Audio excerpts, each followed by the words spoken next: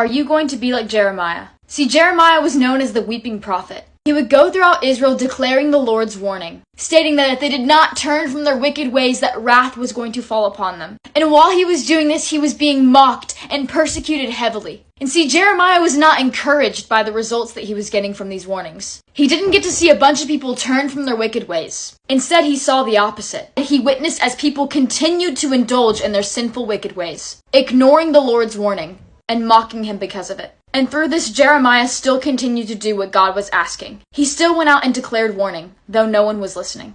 And in the end, God's warning came to fruition. Babylon took control of Israel, but Jeremiah remained free because he obeyed the Lord.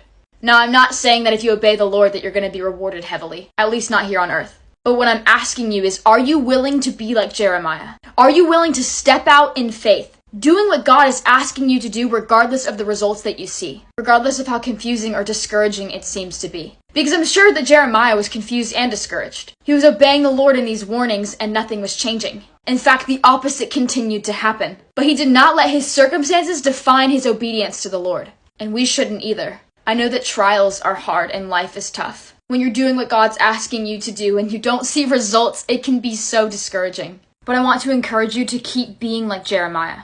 Keep doing what God is asking you to do, though you see no results. Keep leaning on God's understanding, not your own. Because just as God had a plan for Jeremiah, God has a plan for you. So again, I want to ask you, are you willing to be like Jeremiah?